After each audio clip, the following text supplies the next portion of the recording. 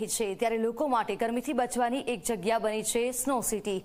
લોકો ગરમીથી બચવા સ્નો સિટીમાં જવાનું વધારે પસંદ કરી રહ્યા છે।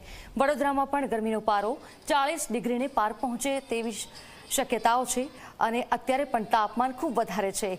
તેવા સમયે લોકો સ્નો સિટીમાં જઈને બરફમાં મોજ મસ્તી કરતા હોય છે। પરિવાર સાથે -10 ડિગ્રીની મજા માણવા લોકો સ્નો સિટીની પસંદગી કરી રહ્યા છે, જેથી પહાડી વિસ્તારોની મજા શહેરમાં જ માણી શકાય।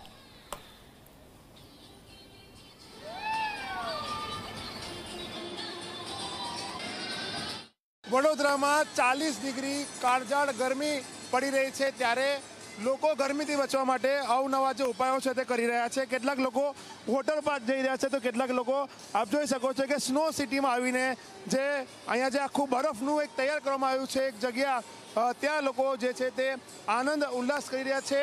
આ જગ્યા પર આવીને લોકો એન્જોય કરી રહ્યા છે। જે રીતના આપ જોઈ શકો છો કે નાના બાળકોથી લઈને યુવક યુવતીઓ તમામ લોકો અહીંયા આવ્યા છે। આપણે આમની સાથે વાત કરવાનો પ્રયાસ કરીશું। શું કહેશો, શું નામ છે તમારું અને કઈ રીતના ગરમીથી બચવા માટે તમે અહીંયા આવ્યા? જી, મારું નામ આકાશ શાહ છે, હું વડોદરામાં રહેવાસી છું। આપણે જાણીએ છીએ કે વડોદરામાં તડકો પડી રહ્યો છે, જેમ કે બહાર જોઈએ તો 41 થી 42 ડિગ્રી ટેમ્પરેચર છે, પણ આ એક વડોદરામાં એક સારી સુવિધા ઊભી કરી છે કે આપણે -10 -12 જેવું ટેમ્પરેચર છે। અહીંયા આપણે ફેમિલી સાથે આવ્યો છું, એન્જોય કરી રહ્યા છે અને લાગે છે કે આપણે કાશ્મીર કે ભાઈ મનાલી જેવા હિલ સ્ટેશન પર ફરી રહ્યા છે।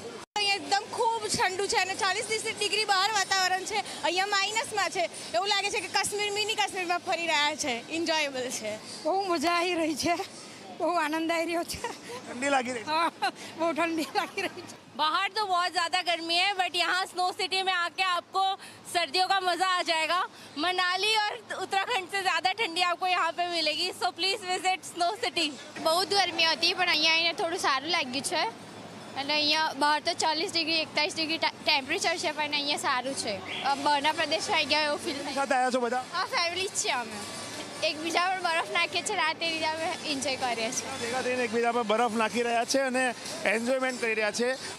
જે રીતના આપ જોઈ શકો છો કઈ રીતના તમામ જે લોકો છે તે અહીંયા નાના બાળકો પણ એકબીજા સાથે એન્જોય કરી રહ્યા છે, તેમના પરિવાર સાથે અહીંયા સ્લાઇડિંગ કરી રહ્યા છે અને એક આખો જે માહોલ છે કે ગરમીથી લોકો કઈ રીતે બચવાના ઉપાયો શોધતા હોય છે, તેમાં આ સ્નો સિટી એક સૌથી મોટું ઉપાય છે કે જેમાં કેટલાક લોકો જે છે તે વોટર પાર્કમાં જઈને ગરમીથી રાહત મેળવે છે, કેટલાક લોકો સ્નો સિટીમાં આવીને ગરમીથી રાહત મેળવી રહ્યા છે। લોકો પોતાના પરિવાર સાથે ગરમીથી બચવા માટે સ્નો સિટીમાં આવી રહ્યા છે અને બરફની જે મજા છે તે માણી રહ્યા છે। કેમેરામેન મુકુંદ દવે સાથે રવિ અગ્રવાલ, ઝી મીડિયા, વડોદરા। હાલ રાજ્યમાં કાળઝાળ ગરમી પડી રહી છે।